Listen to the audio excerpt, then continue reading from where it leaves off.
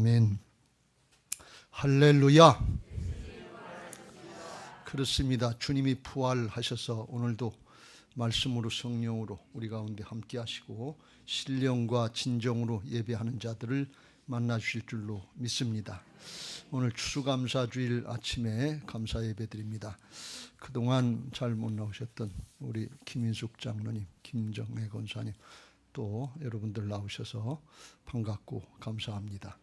아주 강건하시기를 바라고 늘 강조의 말씀을 드립니다만 새 예루살렘 성전에도 건강해서 들어가시고 더 나가서 새 예루살렘 성 하나님 앞에 그때까지도 모두가 다 믿음으로 승리하게 되시기를 예수님의 이름으로 축원합니다.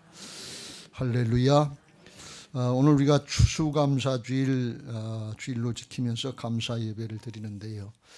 우리가 언뜻 생각하기를 감사주일이 되고 감사를 생각하면 하나님께서 내게 무슨 주신 감사의 조건이 있어야 감사하지 하는 이런 생각이 들어가기 쉬워요.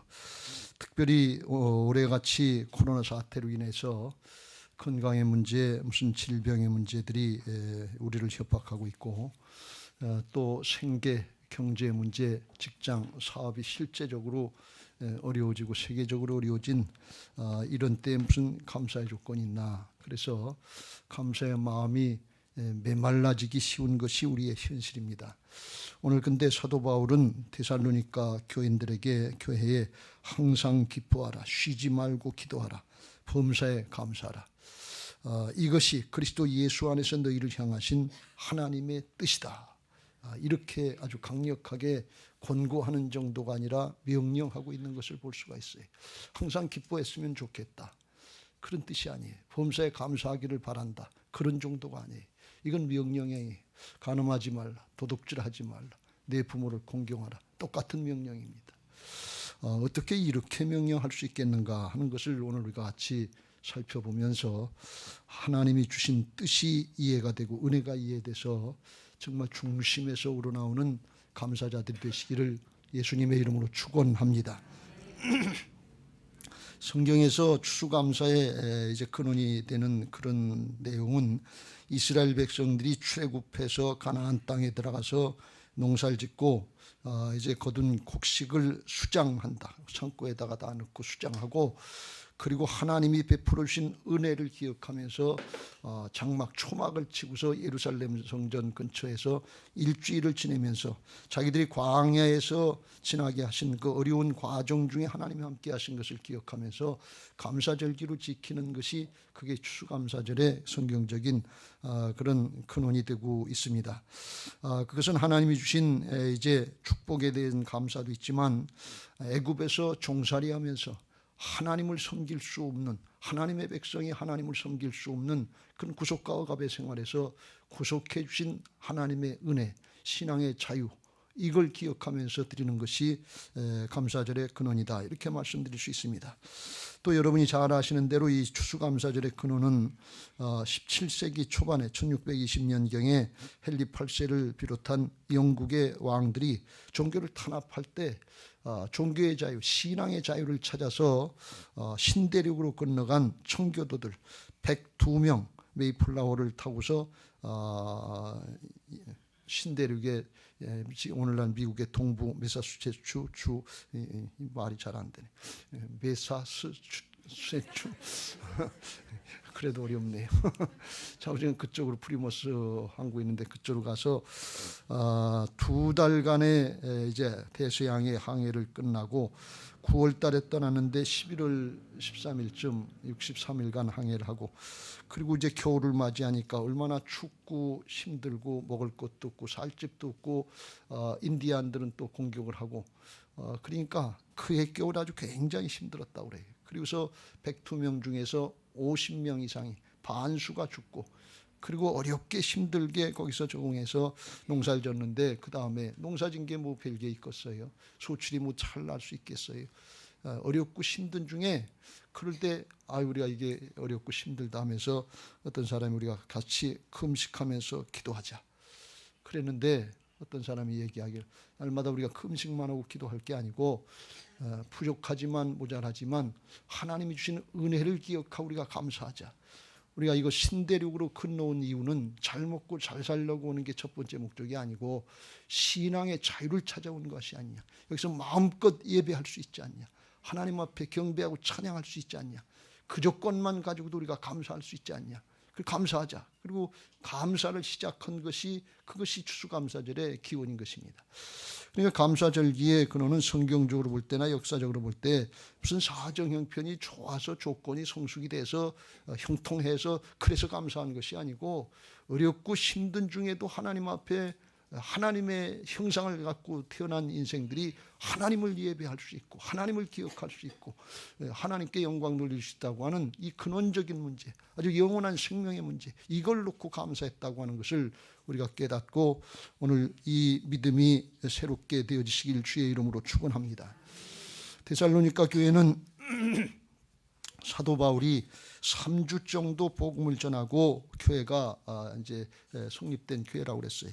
유대인들의 핍박 때문에 쫓겨났지만 거기 교회가 생기고 그들이 신앙을 잘해서 믿음의 역사와 사랑의 수고와 또 소망의 인내로 소문난 교회였다고 그랬어요. 그러나 거기에도 당시 어려움과 역경이 있어서 우상 숭배한다든지 음란이 있다든지 아니면 조급한 종말론에 빠져서 어렵고 힘든 그런 모습들이 일부에 나타났어요. 그걸 그렇게 하지 말라고 지난주에 우리가 살펴본 것처럼 바울이 거룩하라, 성별하라 강력하게 권고하고 오늘 말미에 그런 데살로니가전서 말미에 어떻게 보면 또 다른 강력한 일반적인 권면을 하는데 항상 기뻐하라, 쉬지 말고 기도하라, 범사에 감사하라. 이것이 그리스도 예수 안에서 너희를 향하신 하나님의 뜻이다. 이렇게 말씀합니다. 어떻게 항상 기뻐할 수 있고 어떻게 범사에 감사할 수 있냐. 이건 이해가 안 되는 거예요. 그럼 데살로니가 교회 상황은 좋았냐? 아니에요. 전혀 좋아지지 않았어요.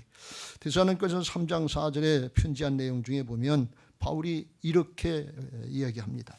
우리가 너희와 함께 있을 때 장차 받을 환난을 너희에게 미리 말하였는데 과연 그렇게 된 것을 너희가 아느니라 그랬어요.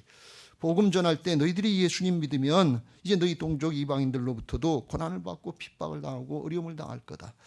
당연히 그렇게 어려움을 당할 거다. 왜? 그들의 가지고 있는 종교, 국교 이런 것들을 돌이켜야 되기 때문에 그렇습니다. 그런데 과연 그렇게 된 것을 너희가 안다. 진짜 그렇게 됐다는 거예요. 편지 쓸 때쯤 돼서는.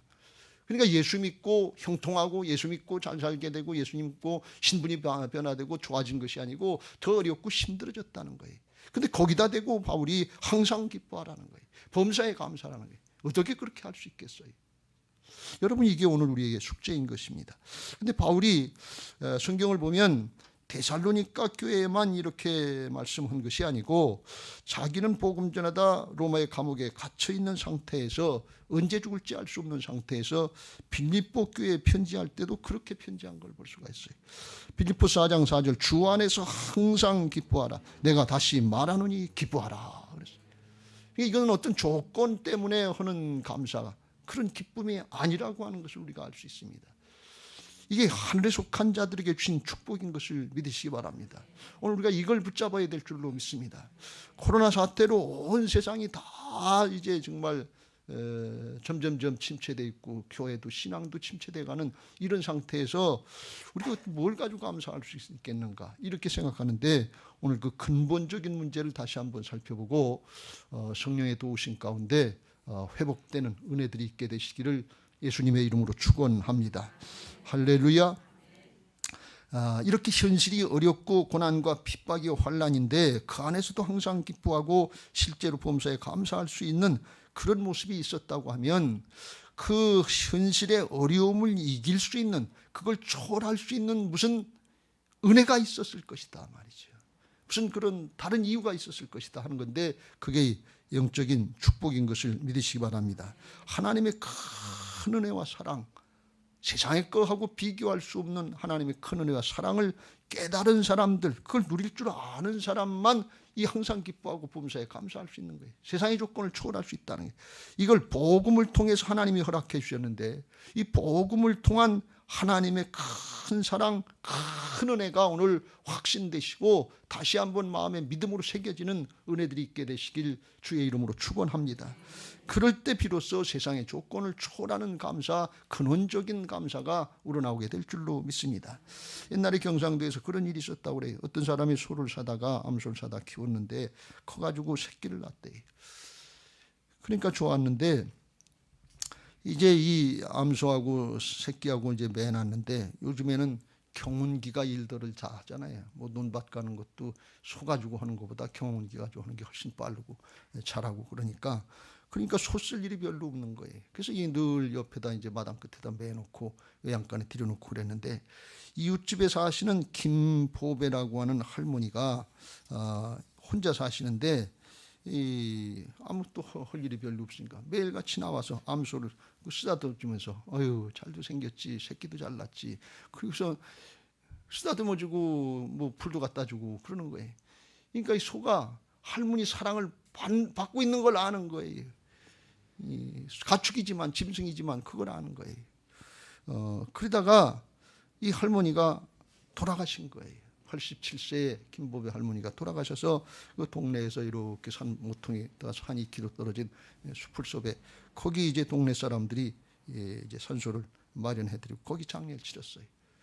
그 다음 날 그 소 주인이 일어나 보니까 소가 끌러지고 어떻게 해서 소가 없어진 거예요. 아유 이거 어떻게 된 건가? 그리고 큰일 났다 그러는데 누가 그 소가 그쪽으로 가는 걸 봤다 그래. 그 동네 사람들이 풀어가지고서 이제 소 찾으러 가지고 그걸 이렇게 하니까 이 암소가 그 할머니 산소 앞에 거기 꿇어 앉아서 눈물을 흘리다시피 하면서 거기서 그리고 있더라는 거예요. 나를 사랑해 주던 할머니, 나를 사랑해 주던 그분이 짐승에도 불구하고 인간인 그분이 나를 사랑해 주셨다. 짐승도 그걸 깨닫고서 거기서 그렇게 우는 것처럼 그리고 있다는 거예요. 문상하는 것처럼. 그래서 그 소를 끌고 오려고 그러는데 안 오는 거예요. 거기 있으려고. 아마 소의 마음을 잘 모르겠지만 소의 마음이 그랬는지도 몰라요. 나도 여기서 같이 죽고 싶다. 아마 그런 심정이었는지도 모르지.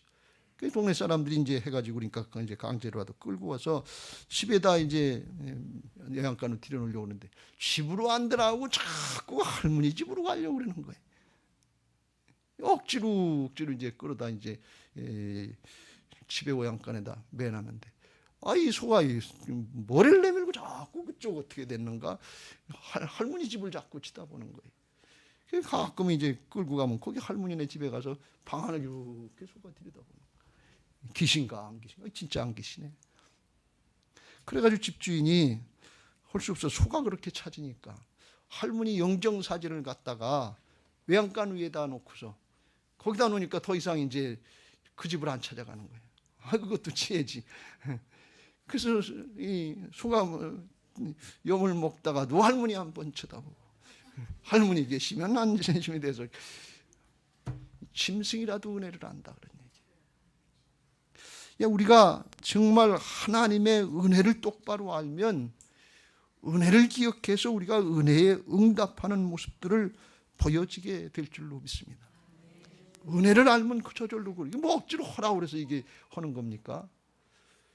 그러고 보면 가만히 생각해 보면 우리는 하나님의 은혜, 하나님의 사랑 얘기하면서 정말 중심으로 우리가 하나님의 은혜, 하나님의 사랑을 얼마나 알고 깨닫고 우러나오는 감사를 하고 있느냐 하는 그런 얘기를 할 때 그냥 아니 얼말로 소만도 못한 것 같지 않나 그런 생각이 들 때가 있어요.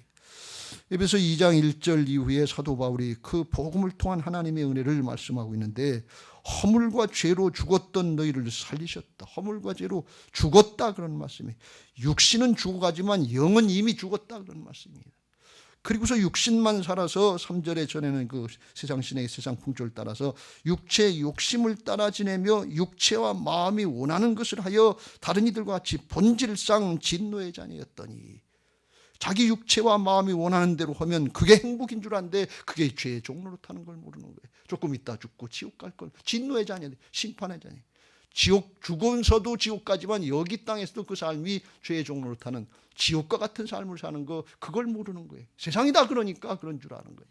정말 생명에 속한 자의 삶을 하늘에 속한 자의 생명의 삶을 살지 못하는 거예요.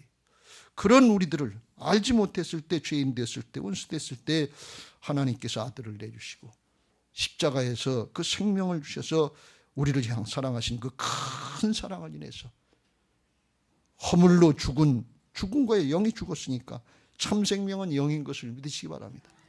죽은 우리를 그리스도와 함께 살리셔서 주님과 함께 죄악을 주님께 전가시켜서 주님과 함께 죽고 산 우리의 생명도 주님과 영으로 하나가 돼서 함께 일으켜서 함께라는 건 하나가 되게 하셔서 그리스도 예수 안에 함께 하늘에 앉히셨다. 영으로 하나가 돼서 주님이 승천하셔서 하늘 보좌에 앉으신 그때 우리도 영으로 주님과 하나가 되어 있는 것을 믿으시기 바랍니다. 이게 복음의 진리예요. 왜 이렇게 하셨는가? 7절 이는 그리스도 예수 안에서 주님과 하나가 되어서 예수 안에서 하는 것은 영으로 하나가 되어서 우리에게 자비하심으로써 은혜로서 그 은혜의 지극히 풍성함을 오는 여러 세대에 나타나게 하려 합니다. 그렇게 살면 주님이 이 땅에서 성육신의 삶을 살고 생명의 삶을 사신 것처럼 우리도 그렇게 살 수 있게 하셨다는 거예요. 여러분 이 진리를 어렵지만 잘 붙잡으시길 주의 이름으로 축원합니다. 주님이 이 땅에 오실 때 생명이 하늘에 있어요. 육신을 입고 오셔서 성육신하셔서 육신으로 하늘에 속한 자의 삶을 보여주신 것이 예수님의 생명인데 우리의 영도 주님과 하나가 돼서 하늘 보좌에 있으면서 육신을 입고 여기 땅에서 예수님이 하늘에 속한 자의 삶을 사신 것처럼 성육신의 삶을 살 수 있도록 그렇게 축복해 주신 것을 믿으시기 바랍니다. 여러분 우리는 원수예요. 하나님의 아들을 죽인 원수들이에요. 죄인들이에요. 반역 죄인들이에요. 그런데 하나님이 우리에게 무슨 그런 사랑을 베풀어 주실 조건이나 이유가 없어요. 그냥 하나님의 은혜예요. 그게 선물이라는 거예요. 8절 너희는 그 은혜에 의하여 믿음으로 말미암아 구원을 받았으니 이것은 너희에게서 난 것이 아니요 하나님의 선물이다. 이게 하나님의 선물이에요. 뭐 받을 만한 조건이 이유가 없어요. 전적으로 하나님의 은혜예요. 그냥 지옥으로 갈 수밖에 없는 존재인데 하나님의 아들 예수 그리스도가 목숨 바쳐서 우리를 건져주셨고 하나님이 독생자 예수 그리스도를 십자가에 내주셔서 예수님께서 십자가에서 달리시면서 나의 하나님 어찌하여 나를 보셨나이까 하면서 절규할 때 아들의 음성을 듣지 않으시고 죽이시고 우리를 구원해 주신 하나님의 그 사랑이 어떤 사랑이냐 그런 얘기예요. 누가 아들을 내줄 수 있겠어요? 그런 사람 없어요. 그렇게 머리로다가 아는 것 같은데 중심으로 그렇게 할 수 있는 사람이 어디냐. 이 은혜 이 사랑을 깨닫고 그걸 누리는 사람이 하나님 앞에 중심에서 우러나오는 감사를 드릴 수 있는 것을 믿으시기 바랍니다. 근데 손은 할머니가 쓰다듬어 주고 풀을 갖다 주고 그러니까 그걸 알았는데 이게 영적으로 2000년 전에 수천 년 전에 일어난 일이고 영적인 세계에서 일어난 일이기 때문에 육신을 입고 사는 우리들이 이 영적인 하나님의 큰 사랑 큰 은혜를 잘 깨닫지는 못하는 거예요. 아는 것 같은데 믿음으로 은혜를 누리지는 못하는 거예요. 그게 오늘 열려지게 되시길 주의 이름으로 축원합니다. 할렐루야. 육신의 감정은 예민하잖아요. 누가 한마디 하면 그냥 딱 마음에 벌써 분별이 되고 판단이 되고 그러고 이제 누가 눈짓 한 번만 해도 다 벌써 감각들이 분명하잖아요. 근데 영적인 감각은 없는 거예요. 육신의 사람은 육신을 따르는 사람은 육신의 일을 생각하고 영을 따르는 사람은 영의 일을 생각하는 것을 믿으시기 바랍니다. 근데 우리가 예수 믿고 구원받은 믿음의 생활은 육신의 옛사람으로 신앙하는 것이 아니라 거듭난 새 사람 영의 사람으로 신앙한다는 사실을 꼭 믿으시길 주의 이름으로 축원합니다. 그래서 예수님은 이런 것을 누리고 강조하실 때 성령으로 기뻐하셨다 그리고 성령의 역사 하늘의 역사를 말씀하신 걸 볼 수가 있어요. 누가복음 10장에 17절 위에 예수님이 70인에게 권세를 맡겨주시고 가서 복음 전도하라 그러니까 자기들이 가서 주의 이름으로 외치고 전하니까 정말 귀신들도 쫓겨나가는 역사가 있었어요. 그래서 기뻐하면서 와서 아유 우리도 하니까 그렇게 되대요. 좋아하니까 19절에 예수님이 내가 너희에게 뱀과 전갈을 밟으며 원수의 모든 능력을 제할 권능을 주었으니 너희를 해칠 자가 결코 없으리라. 할렐루야. 하나님이 허락하시면 되는 것을 믿으시기 바랍니다. 이 영적인 권세예요.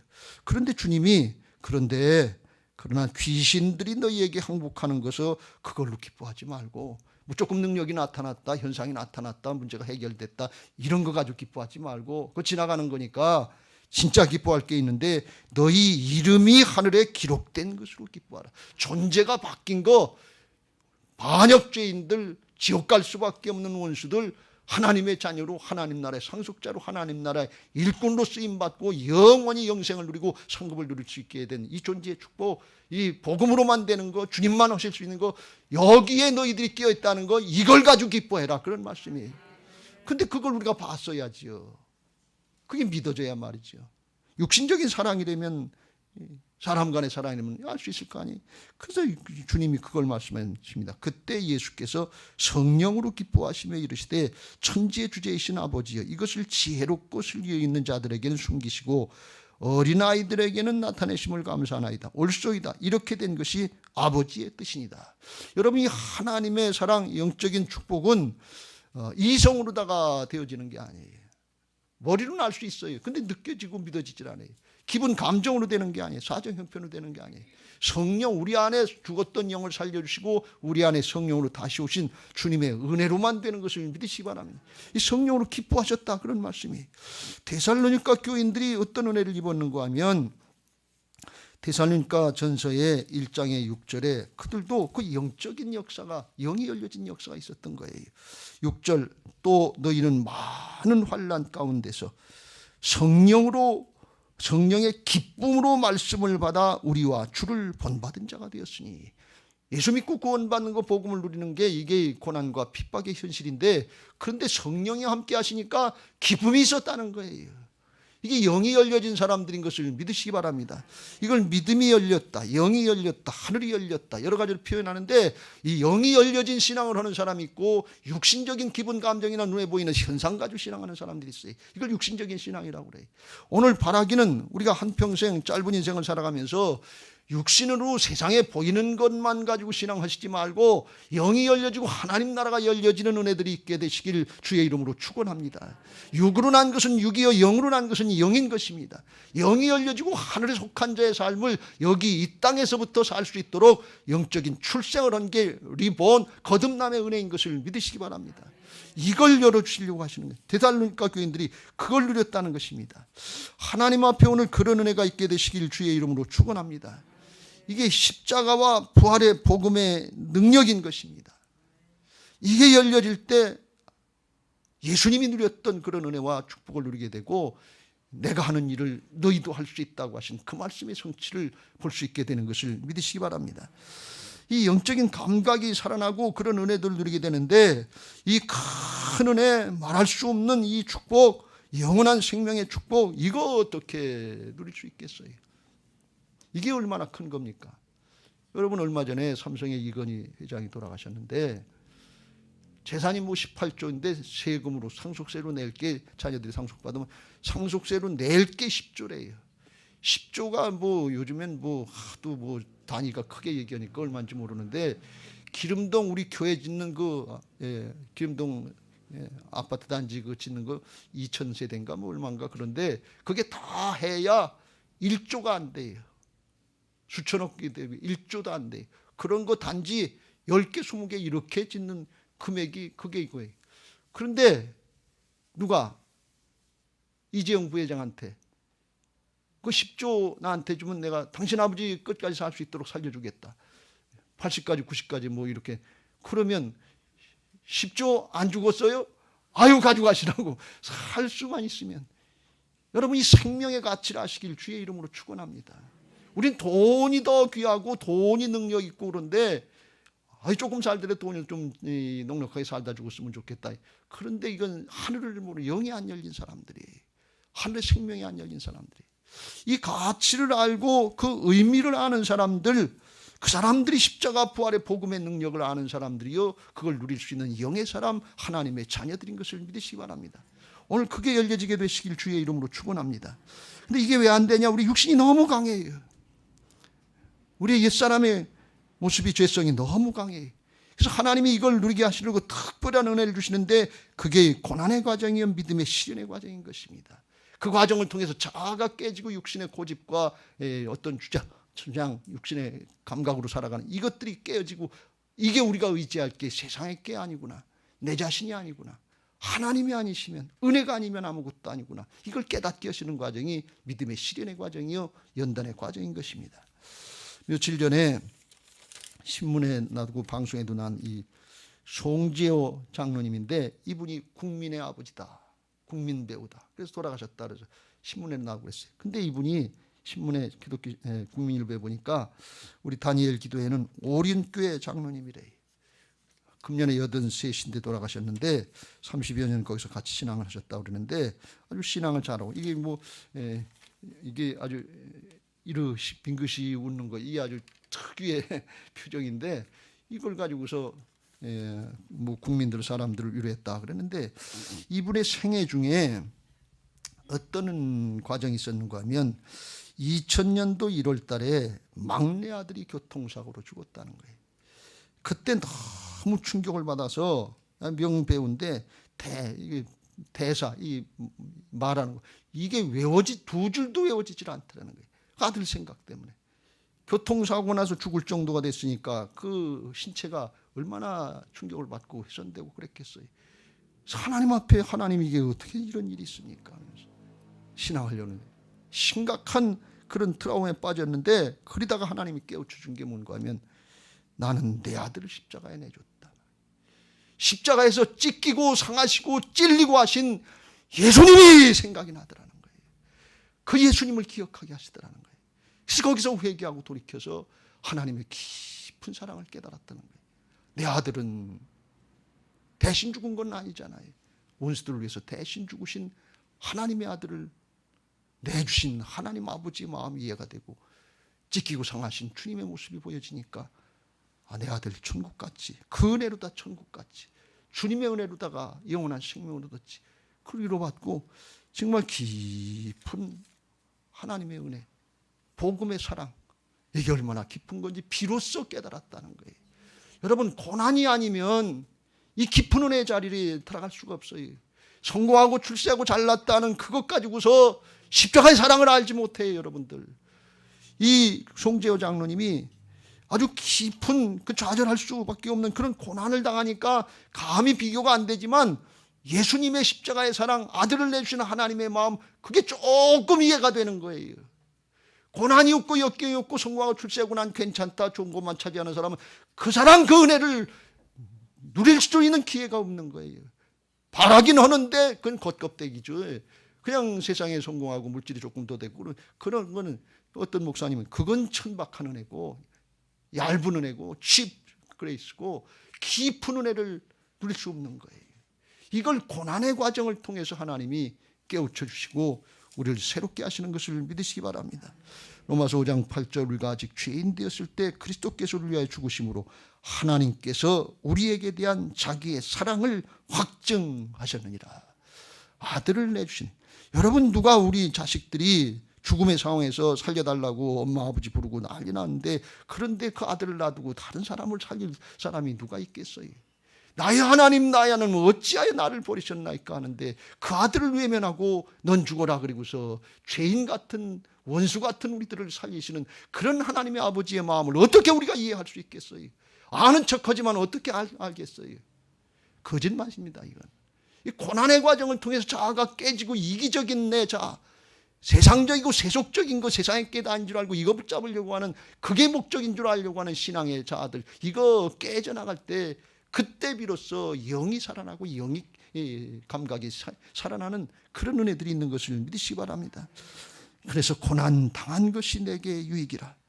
고난 당하기 전에 내가 내 주장하고 그렇게 했는데 복음의 은혜, 말씀의 은혜를 몰랐는데 비로소 하나님의 말씀의 깊이, 복음의 깊이를 깨닫게 됐다니.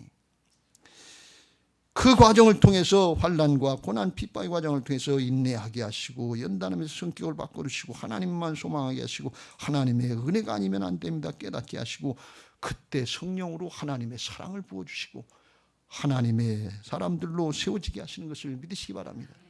하나님의 역사는 하나님 앞에 합력해서 선이 이루어지는 역사인 것을 믿으시기 바랍니다. 로마서 8장 28절 같이 읽겠습니다. 우리가 알거니와 하나님을 사랑하는 자 그의 뜻대로 부르심을 입은 자들에게는 모든 것이 합력하여 선을 이루느니라.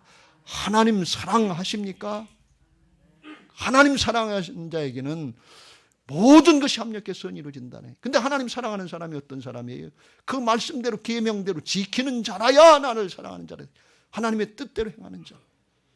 그 뜻대로 부르심을 입은 자들에겐 모든 것이 합력하여 선을 이룬다는 게. 여러분, 고난을 당하면 다 이렇게 깊은 은혜의 자리로 나가는 게 아니에요. 사실은 고난을 통해서 유익이 돼서 깊은 은혜, 예수님의 십자가의 사랑, 부활의 능력의 자리로 나가는 사람이 있고, 광야 이스라엘 백성들처럼 여전히 육신의 것에 집착해서 원망하고 불평하다 광야 가운데 죽는 인생, 죽는 성도들이 너무 많다, 그런 말씀입니다. 코로나 사태 같아, 여기 사태 앞에서 원망하고 불평하고 실망하고 낭망하는 사람들이 기뻐하고 감사하는 사람보다 훨씬 많다는 사실을 우리가 너무나 쉽게 알 수 있잖아요. 근데 마게도냐 교인들은 그 고난과 역경의 과정을 통해서 주님을 바라보고 십자가의 사랑을 깨닫고 거기서 깊은 하나님의 은혜와 사랑을 깨달아가는 거예요.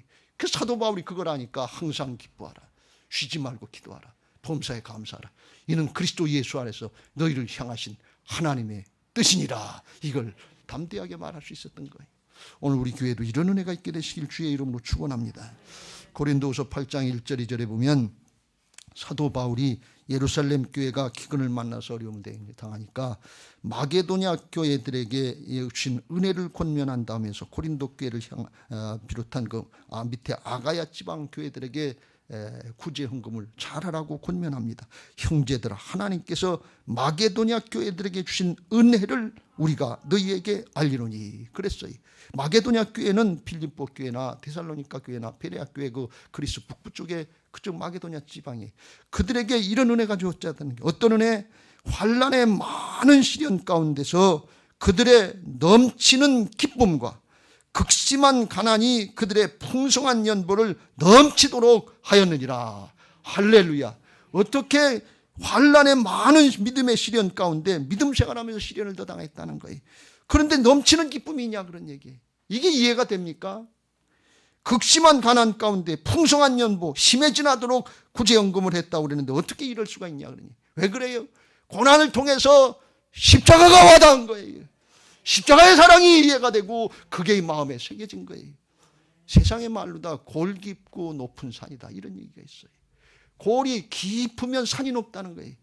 고난이 깊어서 믿음이 높아지는 거예요.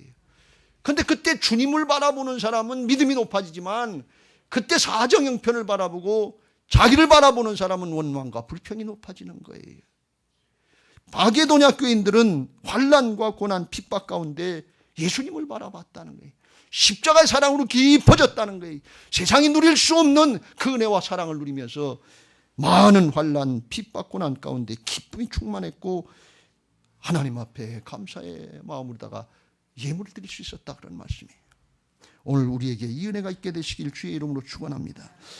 얼마 전에 다니엘 기도의 간증자로 나온 치연호 선교사님이라고 하는 분의 어머니 얘기를 하는데, 그 어머니가 젊었을 때부터 신앙을 아주 잘했대. 잘하는 정도가 아니라 아주 열심히 했다는 거예요. 열심히 열심히 아주 특심이었는데, 그런데 젊었을 때 열심히 신앙하는데 남편이 죽어서 소년가부가 된 거예요. 열심히 또 신앙하는데 막내 아들이 교통사고로 죽어서 손가락질 돼. 열심히 신앙하는데 왜 그런 일이냐.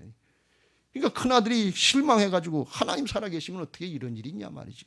그래서 엄마한테 열심히 신앙하지 말라고 그러면서 자기는 술주정뱅이가 돼서 10년 동안 방황을 했다는 거예요. 그런데 그 어머니가 원망하고 불평하지 않았다는 거예요. 그런데 그 어머니가 열심히 신앙하면서 주일학교 교사하면서 사명 감당하면서 믿음을 지켰다는 거예요. 그러니까 하나님이 역사하셔서 그를 나타내시고 큰아들을 변화시키고 선교사가 되고 손자들이 어렸을 때부터 하나님 앞에 감사하며 찬양하면서 믿음의 명문감으로 바꿔줬다고 하는 그런 간증을 우리가 들었어요. 하나님 살아계신 것을 믿으시 바랍니다. 우리가 알거니와 하나님을 진짜 사랑하고 하나님 앞에 끝까지 형통할 때만 좋을 때만 하나님 찾는 것이 아니고 고난의 순간에도 하나님을 사랑하면서 그 하나님을 의지하러 나갈 때 합력해서 선이 이루어지는 하나님의 놀라운 역사가 있게 될 줄로 믿습니다. 오늘 우리 교회에 이런 은혜가 열려지게 되시길 주의 이름으로 축원합니다.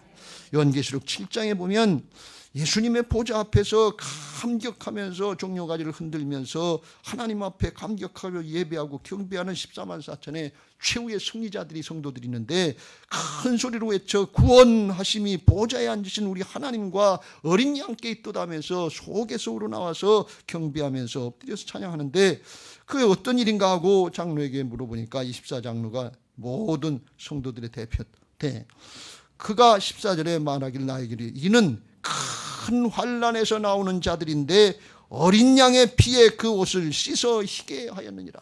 환난의 과정을 통해서 승리한 자들이라는 거예요. 환난의 과정을 통해서 어린 양의 피, 십자가의 능력, 십자가의 사랑, 그걸 깨달았다는 거예요. 환난을 겪었지만 그 환난 때문에 우리가 주님 앞에 온 것이 아니라 그 환난 가운데 주님이 인도하신 십자가의 깊은 사랑으로 말미암아서 하나님께 오게 됐습니다. 나를 위해서 찢기고 상하신 분이 보지 않으신 찬란한 영광스러운 주님입니다. 그 앞에 넙죽 엎드려서 경배하고 찬양하는 것입니다. 오늘 이 은혜가 우리에게 있으시길 주의 이름으로 축원합니다. 이 십자가의 사랑으로 깊이 열려진 사람, 새겨진 사람들이 하나님 앞에 감사와 감격과 찬양의 예배가 열려지게 되는 것입니다.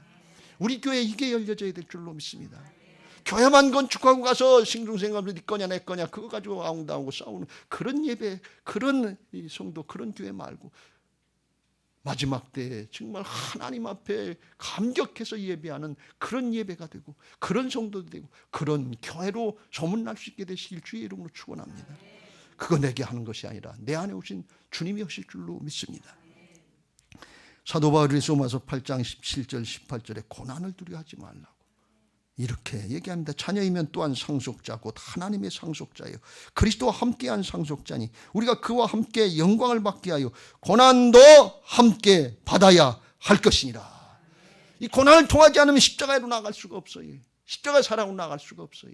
주님 앞으로 나갈 수가 없어요.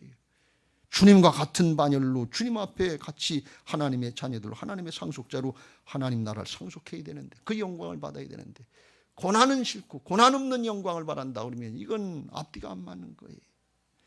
생각하건대 현재의 고난은 장차 우리에게 나타날 영광과 비교할 수 없도다.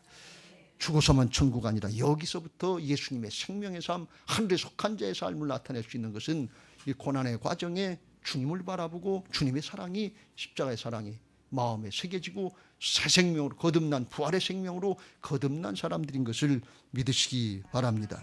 할렐루야. 고난 있지만 역경 있지만 그때 문제만 바라보지 말고 나 자신만 바라보고 자기 연민에 빠지지 말고 믿음의 주여 또 온전케 하시는 예수님 바라보시길 주의 이름으로 축원합니다. 믿음의 주여 또 온전케 하시는 예수를 바라보자. 그는 그 앞에 있는 기쁨을 위하여 십자가를 참으사 부끄러움을 깨닫지 아니하시더니 하나님 보좌 우편에 앉으셨느니라. 너희가 피곤하여 낙심하고 실망하지 않기 위해서 죄인들이 이같이 자기에게 거역한 일을 참으신 일을 생각하라. 예수님을 생각하고 예수님을 바라보려고 그러면 나는 부족하고 모자라지만 내 안에 오신 예수 그리스도의 부활의 영 주님께서 그 길로 그 은혜로 인도하실 줄로 믿습니다. 할렐루야. 우리 교회에 이 은혜가 열려지게 되시길 주의 이름으로 축원합니다. 그래서 진짜 이제 머리로만 아니고 그냥 지식으로 아는 척하고 그냥 찍고 까부르고 판단하고 계산하다 그걸로 다 인생 끝나는 게 아니고 믿음으로 이 깊은 하나님의 은혜를 누리게 되시길 주의 이름으로 축원합니다. 어떻게 하면 그렇게 되냐. 날마다 믿음으로 이성으로 말고 기분 감정으로 말고 사정 형편으로 말고 믿음으로 말씀에 의지해서 감사 훈련 감사 연습하시길 주의 이름으로 축원합니다. 예수님은요 그 생의 모든 과정이 여러 가지 과정이 있었지만 그 내면에는 하나님을 전적으로 신뢰하고 감사하는 감사가 기본이 되어 있는 것을 볼 수가 있어요. 오병이의 기적을 행하실 때도 아무것도 없지만 하나님 앞에 감사 기도부터 하셨고 나사로가 죽어서 나흘 됐는데 무덤가에서도 하나님 앞에 먼저 감사하고 나사로야 나오너라 하신 걸 볼 수가 있어요. 예수님이 십자가를 지시기 전에 자기 자신을 정말 헌신하면서 자신을 드리면서 감사하는 최후의 만찬의 기도에 이렇게 하십니다. 마가복음 14장에 또 잔을 가지사 감사하기도 하시고 그들에게 주시니 다 이를 마시매 이르시되 이것은 많은 사람을 위하여 흘리는 나의 피 곧 언약의 피니라 하면서 감사가 다 기본이 되어 있는 걸 볼 수가 있어요. 우리에게도 이런 은혜가 있어야 될 줄로 믿습니다. 구약의 다윗은 하나님 앞에 그걸 알았기 때문에 감사로 예배하라고 말씀합니다. 감사로 제사를 드리는 자가 나를 영화롭게 하나니 그의 행위를 옳게 하는 자에게 내가 하나님의 구원을 보리라. 다윗이 이런 일 저런 일 다 만났어요. 그러나 하나님은 내 사정 형편에 상관없이 찬양을 받으시고 감사를 받으시고 영광을 받으실 수 있는 분인 것을 믿으시기 바랍니다. 내 사정 형편, 내 죄 가운데 죄악의 열매예요. 그것 가지고 하나님 앞에 원망하고 불평하지 말고 하나님을 찬양하고 경배하며 감사할 수 있게 되시길 주의 이름으로 축원합니다. 그 행위를 옳게 하는 자, 항상 기뻐하고 범사에 감사하면서 하나님 앞에 예배하는 자들을 하나님이 받으시고 축복하시고 구원해 주실 줄로 믿습니다. 사도 바울은 이렇게 감사를 고백합니다. 아무것도 염려하지 말고 오직 모든 일에 기도와 간구로 너희 구할 것을 감사함으로 하나님께 아뢰라. 그리하면 모든 지각에 뛰어난 하나님의 평강이 그리스도 예수 안에서 주님과 연합된 비밀의 능력으로 하나가 된 능력으로 우리의 마음과 생각을 지켜주실 줄로 믿습니다. 염려되지 않도록 정말 근심하지 않도록 두려워하지 않도록 지켜주시고 하나님 앞에 믿음의 승리자가 되어야 하시는 거예요. 그 결과들을 보는데 사도행전 16장 25절 26절 사도 바울이 복음 전하다가 로마 감옥에 갇혔는데 필리포 감옥에 갇혔는데 그때 이렇게 고백을 하고 반응을 합니다. 한밤중에 바울과 실라가 하나님 앞에 감사 기도하고 하나님을 찬송하며 죄수들이 듣더라. 이에 갑자기 큰 진이 나서 옥토가 움직이고 문이 다 곧 열리며 모든 사람의 매인 것이 다 벗어진지라. 상황이 어떻든지 간에 하나님을 바라보고 하나님 앞에 감사하니까 매인 것이 벗어지고 닫힌 것이 열려지는 은혜가 있는 것을 믿으시기 바랍니다. 이 하나님이 하시는 거예요. 하나님이 그 옥토 잠깐 흔들어 놓으시면 돼요. 사람이 하는 건 힘들지만. 근데 그걸로 끝나지 않고 옥토의 문이 열려지니까 간수가 죄수들이 도망가는 줄 알고 자결을 하려고 그랬어요. 근데 우리가 여기 있다, 너 죽지 말아라 그랬어요. 그랬더니 가서 선생들이요, 내가 어떻게 하여야 구원을 받으리까 하면서 자기가 스스로 마음이 열렸어요. 바울이 복음 전하고 너 예수 믿어라 그런 얘기 하지도 않았어요. 그냥 저절로 하나님의 역사 가운데 생명의 역사가 나타나는 게 주 예수를 믿으라. 그리하면 너와 내 집이 구원을 받으리라. 우리의 복음의 열매, 신앙의 열매는 나 자신이 바뀌어지고 생명의 구원의 결실이 맺어지는 데까지 가야 그래야 예수님의 생명의 복음인 것을 믿으시기 바랍니다. 거기까지 가야 돼. 거기까지 안 가면 못 미치는 신앙이에요. 거기까지 나갈 수 있게 되시길 주의 이름으로 축원합니다. 그게 우리에게 남은 과제예요. 교회 짓는 것 과제지만 더 큰 과제는 생명의 결실이 맺어지는 거예요. 구약의 다니엘이 감사 연습 많이 하는 기도를 했잖아요. 기도하면 하나님 앞에 예배하면 사자굴 속에 쳐넣어진다고 하는 조세의 어인이 찍힌 것, 그 조세의 왕의 도장이 찍힌 것을 알고도 자기 집에 돌아가서는 윗방에 올라가 예루살렘으로 향한 창문을 열고 전에 하던 대로, 그 전에부터 계속 그랬다는 거예요. 전에 하던 대로 하루에 3번씩 무릎을 꿇고 기도하며 그의 하나님께 감사하였더라. 습관대로 하는 겁니다. 특별한 일이 있어서 하는 것이 아니고 감사 연습, 감사 훈련 많이 하시길 바랍니다. 원망하고 불평할 때 그때 마음에서 입에서 우리 행실로다가 감사 연습이 되어야 될 줄로 믿습니다. 그랬더니요, 사자굴 속에 쳐넣으려고 했던 대적자들이 쳐넣어져서 죽고 자기는 하나님의 사자가 천사가 지켜서 살아나고, 다리오 왕이 그걸 보고 대신 전도해 주는 걸 볼 수가 있어요. 다리오 왕이 내가 이제 조서를 내리노라. 내 나라 관할 안에 있는 사람들은 다 다니엘의 하나님 앞에서 떨며 두려워할지니 그는 살아계시는 하나님이시요 영원히 변하지 않으시며 그의 나라는 멸망하지 아니할 것이요 그의 권세는 무궁할 것이며 그는 구원도 하시며 건져내기도 하시며 하늘에서든지 땅에서든지 이적과 기사를 행하시는 이로써 다니엘을 구원하여 사자의 입에서 벗어나게 하셨습니다. 여러분, 다리오 왕이 대신해 줘요. 우리가 감사하고 찬양하면 우리를 위해서 대신해 주는 왕이 계신데, 만왕의 왕 되신 예수님, 성령께서 대신해 주시는 은혜가 있는 것을 믿으시기 바랍니다. 보혜사 성령님이 그거 하러 우리 안에 오셔서 떠나지도 아니하시고 버리지도 아니하시고 영원토록 함께 하시는 것을 믿으시기 바랍니다. 여러분, 이 은혜가 열려지게 되시길 주의 이름으로 축원합니다. 하나님은 오늘 이 순간에도 우리를 향해서 감사자를 기다리고 계시고 감사자를 찾고 계십니다. 누가복음 17장에 10명의 문둥병자가 예수님 앞에 나와서 살려달라고 그러다가 제사장에 가서 내 몸을 보이라는, 가다가 다 10명이 치료받았어요. 그런데 그 중에 15절 한 사람이 자기의 나은 것을 보고 큰 소리로 하나님께 영광을 돌리며 돌아와 예수의 발 아래 엎드려 감사하니 이는 사마리아 사람이다. 당시에 이방인 취급받았던 사마리아 사람 하나 왔고 9명의 이 유대인들, 하나님 잘 믿었다고 하는 그리스도인들은 다 도망가고 없었다, 그런 얘기예요. 예수께서 대답하여 이르되 10사람이 다 깨끗함을 받지 아니하였느냐. 그 9은 어디 있느냐. 그 9은 어디 있느냐? 그 9은 어디 있느냐? 이 이방인 외에는 하나님께 영광을 돌리러 돌아온 자가 없느냐 하시고 그 남은 한 사람에게 일어나 가라. 네 믿음이 너를 구원하였느니라. 가장 큰 축복, 가장 좋은 축복은 영원한 생명의 구원인 것을 믿으시 바랍니다. 10명의 문둥병자들이 문제 해결은 받았어요. 현실 문제는 해결받았어요. 근데 영원 구원은 받지 못했어요. 주님이 그 9은 어디 있냐고 찾을 때 감사 받으시려고, 찬양 받으시려고, 영광 받으시려고 서운한 마음 때문에 찾으신 것이 아니고 9명을 기다리고 있다가 더 큰 은혜, 영원한 축복을 주시려고 기다리고 계시다 그런 말씀입니다. 오늘 그 주님이 우리에게 9은 어디 있냐고 부르십니다. 진짜 중심으로 감사하면서 하나님 앞에 예배하냐고 그 9을 찾고 계십니다. 네가냐? 너 이 목사냐? 너 김장로냐? 너 이원사냐? 이걸 찾고 계신 거예요. 하나님 앞에 중심으로 감사할 수 있게 되시길 주의 이름으로 축원합니다. 말씀을 마무리합니다. 거듭난 부활신앙으로 범사에 감사할 수 있게 되시길 주의 이름으로 축원합니다. 옛사람이 아닙니다. 우리는 거듭난 새사람입니다. 이 땅에 사는 동안에 우리가 옛사람으로 사는 것이 아니고 거듭난 새사람으로 하늘에 속한 자의 삶을 예수님처럼 살아갈 수 있도록 생명을 바꿔놓으신 것을 믿으시기 바랍니다. 그것도 모자라서 실수할까 봐서 부족하면 도와달라고만 하면 도와주시려고 보혜사 성령 또 다른 보혜사를 우리에게 주셔서 떠나지도 아니하시고 버리지도 아니하시고 함께 하시는 것을 믿으시기 바랍니다. 보라 이전 것은 지나갔으니 새 것이 되었도다. 누구든지 그리스도 안에 있으면 새로운 피조물이라. 새 사람 됐어요. 영적인 신분을 확신하시길 주의 이름으로 축원합니다. 난 옛날부터 그래요. 난 안 그랬어요. 그럼 난 지옥 갈 사람입니다. 구원받지 못했습니다. 이 얘기하는 거 똑같아요. 그건 마귀가 주는 생각이에요. 예수님은 넌 내 아들이다. 내 자녀다. 내 딸이다. 내가 너를 새롭게 했다. 생명을 너에게 줬다. 그 말씀 붙잡으시길 주의 이름으로 축원합니다. 그리고 이제부터는 어떻게 항상 기뻐할 수 있고 범사에 감사할 수 있게 되는가 그러는데 주님의 도우심을 구해야 되니까 제가 27절이 비로소 이번에 이해가 됐어요. 쉬지 말고 기도하라. 왜 쉬지 말고 기도하라? 항상 기뻐하고 범사에 감사해야 되는데 이게 내 힘 가지고 되는 게 아니에요.